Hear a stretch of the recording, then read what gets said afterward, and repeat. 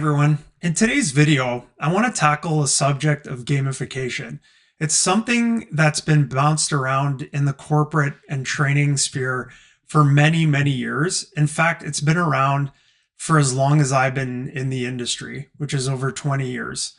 I want to talk about a few different articles and misconceptions that are out there. And I want to show a few different ways that you can implement gamification successfully using my platform, Quickify AI. I want to show the evolution of where it started and how we got to where we are. So if you're ready, let's dive in. One of the first things I wanted to talk about was this article that came out in June of this year on how gamification took over the world. And I'll link to this article in the description so that you can check it out. But what's really interesting was that this MIT Technology Review article describes it as behaviorism dressed up in pixels and point systems, and why did we fall for it? So it does a pretty good job of going through a few different scenarios and what actually happened in terms of Jane McGonigal's presentation, who I actually met at a conference where we won a gamification award for some work that we did. And I think what's really fascinating about this is that the comments about how it turns out to be another cool tool for coercion, distraction, and control. I think that is actually what's happened in some cases. I also think it's just a massive gimmick. I think some people are constantly trying to pitch something new or innovative without really digging into what the underlying purpose is. And I really want to get into that. Like I said, I'll link to this. It also talks about how it's been a con game. It's a con game and that you've been played. Anyway, like I said, I'll link in the description and you can dig into it. So what makes this kind of a unique subject that I have domain expertise on is that I'm the first person in the world to graduate with a degree, a Master of Arts degree in digital humanities. And I was trained as an instructional designer at a university in Canada. And one interesting facet of my background, I guess two things. One, I'm a massive gamer. So I've been playing video games my entire life from my original NES all the way up to now where I'm still playing PS5 or sometimes on my Xbox, depending which ones my kids are using. I think one thing like that distinguishes or where we want to start is something in game theory. So, I'm not going to get into the difference between game theory and gamification, but because gamification wasn't a term when I started, game theory was something I studied in my master's degree, and that's a lot to do with behavior and strategy. And one of the books that they reference right at the top of this Wikipedia article is The Art of War, and that's a book that I've read, and I think there's a lot of things about like game theory and philosophy that have sort of influenced my view and approach on gamification and what it is. So before the term gamification even existed, it was literally just multimedia design or interactive engagement, right? Like those terms have been around for a really long time. So if I move over to what gamification is, it says it's an attempt to enhance systems, services, and simulating experiences. Now, this article is all over the place. I mean, it's really complicated to follow, and I think it's a lot easier than it makes it sound. It's interesting because I hadn't looked at this in quite some time, and it looks like somebody actually posted my book here that I published in 2017 on gamification and bite-sized learning. So it's interesting because bite-sized learning and micro learning is kind of the rage right now. I was already sort of dabbling in it back in 2017. One of the major projects that we did as a company involved creating points and badges as a form of playable metrics. So as you're earning points and badges, and again, this isn't anything like unique. This has been in games or game type theory for a long time in terms of points and badges and scoring. We had created this spy themed interactive series of modules or courses that was distributed by Discovery Channel, and this is what the platform looked like. So we could see we won an Editor's Choice Award in 2010. So a lot of the elements that were baked in here are now what we believe is what gamification should be incorporated in more of a modern context, and that's more of a thinly implemented layer of points and badges that reward or help the user navigate, but also provide data for the administrator that's valuable to what they're trying to create or build. So this project itself, we ended up getting some little trip down memory lane for me. I was reading this article, forgot all about it, that was in the New York Times about how we were trying to make museums fun for all because it was an online, offline, digital, real world application with a mobile component. At this point, there's no, there's no Android phone. It's literally just iTunes. We were one of the first companies in the iTunes store doing this. It was a pretty cool time.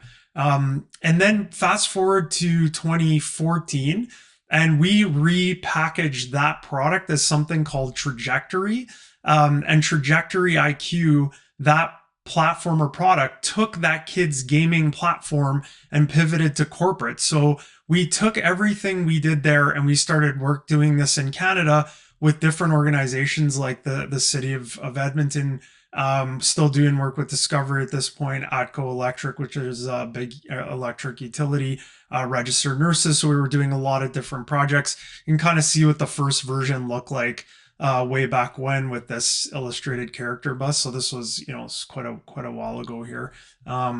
What did I say? About 2014. So, I guess updated in November. So it's been 10 years since this happened.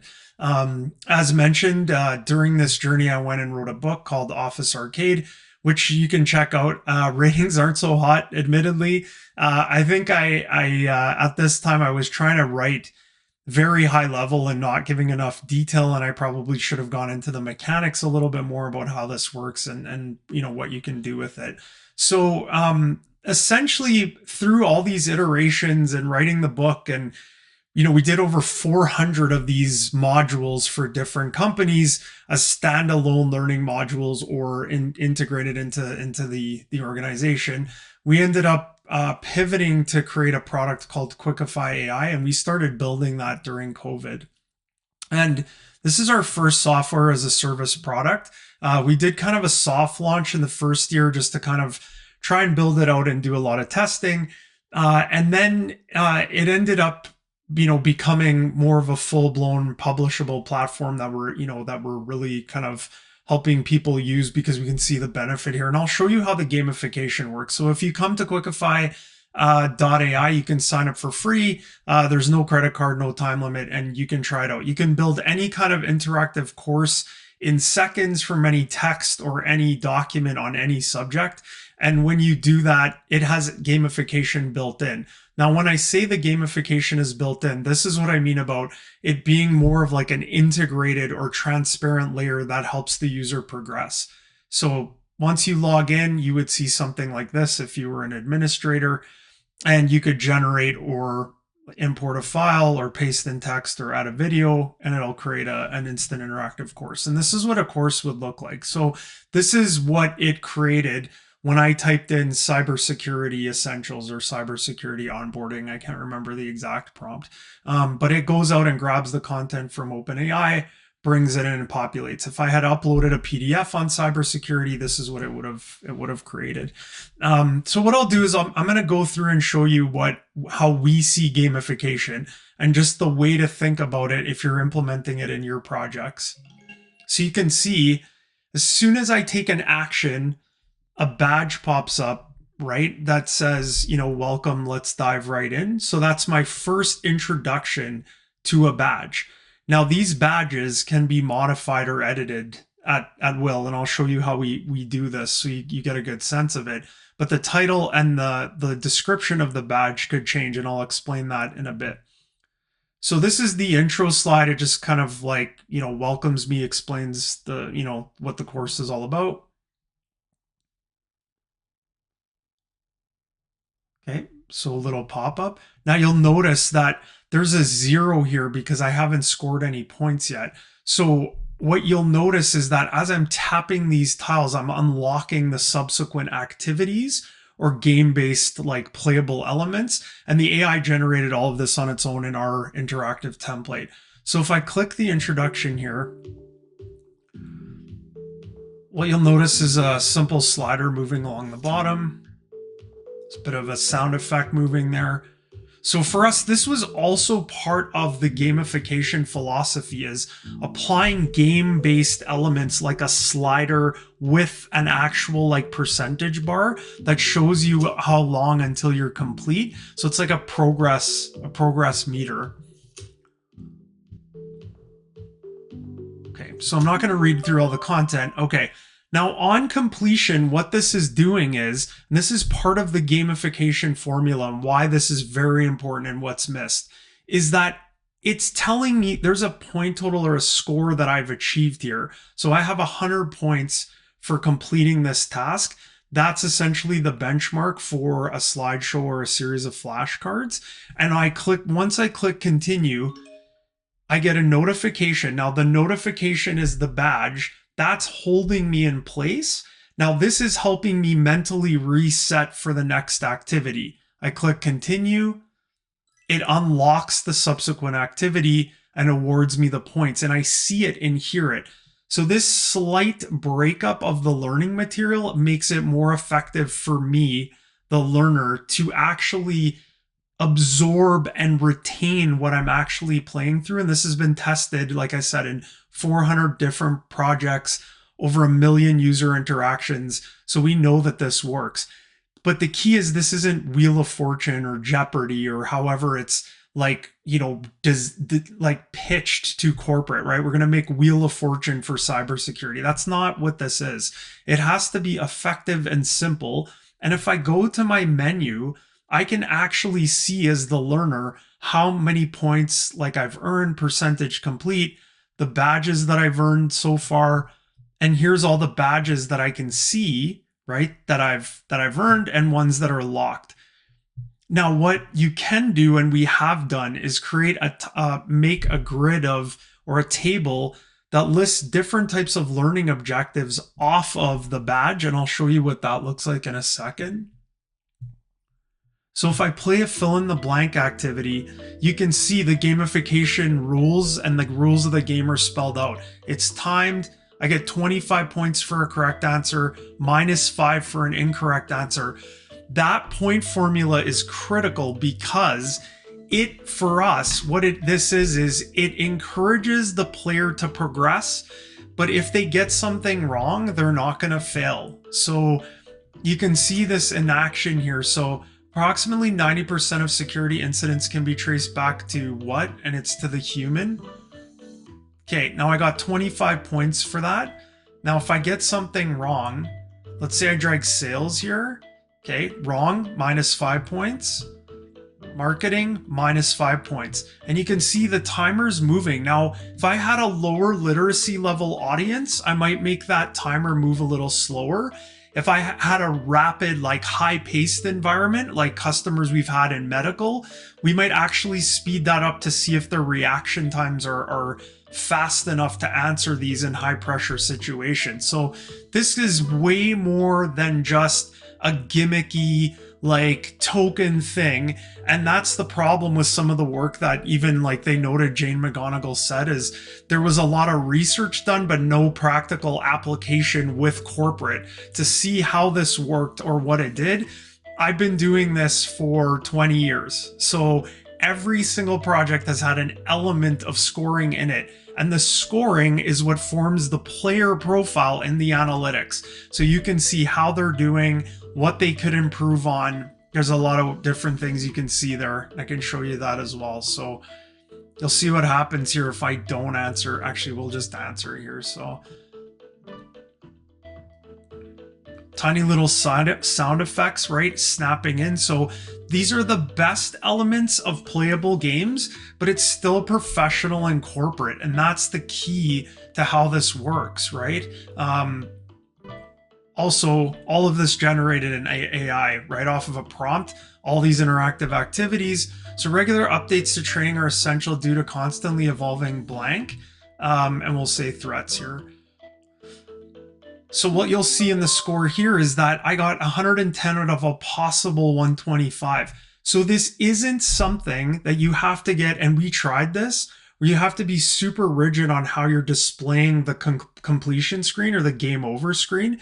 You really want this to show the player that they did fairly well, and you want to see if they'll try it again. If they don't, it's not a big deal. This isn't about replayability here. It's about like, getting them through this in a reasonable amount of time, because this is for business and time is money. So it's going to unlock the subsequent item. Now, what I was saying earlier is what we have done in the past is, let's say, like one of the learning objectives of one of the activities was phishing scams, and it was a series of phishing scams questions. I would make this specific badge or notification like a phishing award or gone fishing. I mean, you could have fun with it if you want, but and then you can explain what it is that they did to reinforce it in the name of the badge. Now, in the editor itself in Quickify, this is where you can go through and modify the course, right? Super simple to make changes at any time. Okay. And also, if you go over to your file library, what you'll see is a folder called badges. And we've preloaded different badges or emojis that we know work with different messaging. Now, you could actually add your company logo as different types of badges. We've done that as well.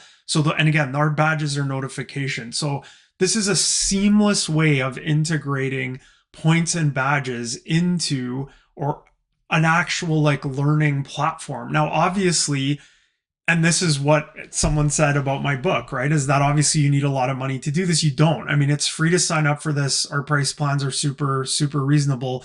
But some of these tips are things you should be thinking about in your own projects related to gamification, right? It's how seamless is it for the learner, right? Does it match to the business requirements and the way that we normally use training? So if you're going to include points, you have to think about your points formula, how your badges display, and then how that also plays itself out in the analytics itself.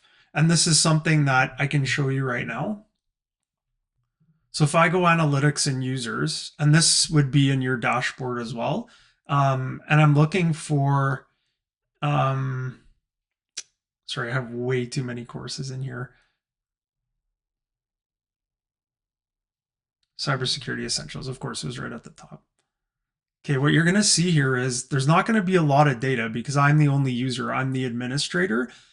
But if you extrapolate this out into, and I'll do this in another video where you can see what this looks like at a larger scale, but we're using points and badges and the overall tracking to be able to say, like, here's how many are in progress, people and completions, the percentage of courses complete, the number of incorrect answers, which can immediately tell you how well or poor your audience is doing, questions displayed, answers submitted, and average session length for that course or module, which is a big deal for different corporate metrics.